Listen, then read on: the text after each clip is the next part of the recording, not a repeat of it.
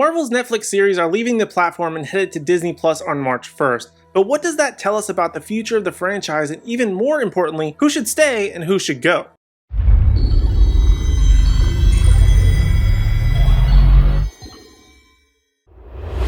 Hey Nerdgenic Nation, superhero nerd Aaron Waller here, and today I want to talk about the Marvel Netflix shows that recently are about to end their run on Netflix and transport over to Disney Plus and how that could affect their future. And I'm going to go through all 5 of the main characters in this video, and starting with the easiest, Daredevil. Now we already know that Charlie Cox will return as Matt Murdock because, well, he already has in Spider-Man No Way Home. Also, Kevin Feige confirmed it, Cox said he wants to play the character forever, and his nemesis Vincent D'Onofrio's Wilson Fisk was in Marvel's Hawkeye series on Disney Plus. So it doesn't really get much more obvious than that he'll be returning. And rightfully so, as he's had the most success of all of the Netflix Marvel series. But whether or not this will be the same Daredevil and company has yet to be seen, though we may find out more as he's expected to return again in She-Hulk later this year. Up next is Jessica Jones, played by Kristen Ritter. This one's a bit on the fence for me. I remember seeing the first season and liking it, but it also didn't stay with me beyond the 10 minutes after the end. There was also a second season, but I never got around to watching it, though in true me fashion, I may have to watch it now that it's leaving Netflix, but it will also be on Disney Plus, so it's not going to be that high on my watch list. But the point is that Ritter had the attitude and persona of the character, which I liked a lot,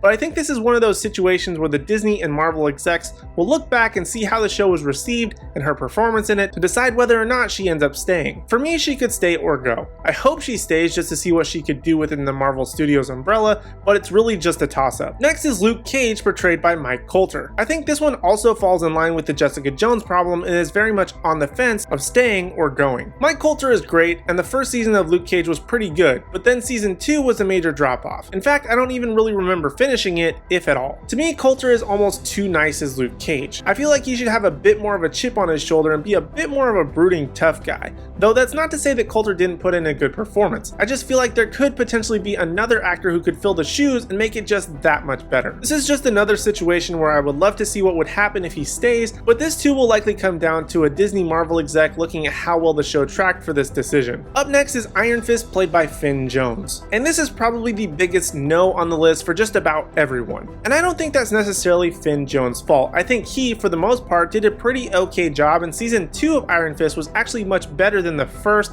so it was moving in the right direction. But the show suffered from a lot of stereotype and controversial issues, so I fully expect Finn to be recast and probably an entire reset happening on this front. All I hope for the character of Danny Rand is that they're able to be better and incorporate him with Luke Cage a little bit more, and if they do reset them both, that they go for a much more heroes for hire story, as I think it better fits Marvel Studios' buddy cop style when it comes to their past few TV series like Hawkeye and Falcon and Winter Soldier. And finally, we have the Punisher, played by Jon Bernthal. This too was yet another series of me watching the first season but not watching the second. And I really like Bernthal's Frank Castle, and I think he is one of the more fitting characters of this bunch. The biggest issue with this iteration, however, is that it's likely too dark for Marvel Studios to want to get too close to, meaning that despite its success and pretty good reception to the actor and depiction of the character, if he does return, he will likely be vastly different than he was in the series, and of course the easiest way to fix or explain that is the multiverse angle. So I would love for them to keep him, but I also think it's highly unlikely. Plus, Bernthal could fit elsewhere in the MCU. Also, just as a quick disclaimer, I skipped over the Defenders since it's just a limited run team-up show with everyone on this list except for the Punisher, so all that I said before applies here. Honestly, I would anticipate that if they kept 3 of these 5 or even 4 of these 5, sorry Finn Jones, that they would likely just course correct any problems people had with the series by using the multiverse explanation. These shows did have ties and references to things that happened in the Marvel timeline, like the Battle of New York from the Avengers, so they're more Marvel adjacent than anything else. But now that they're back under the House of Mouse, I would expect some changes in the tried and true multiverse angle to play a big part in not only how they're introduced, but also work as a sort of go-to explanation. So those are my thoughts on the Marvel shows moving from Netflix to Disney Plus, but now I want to hear from you in the Nerdgenic community.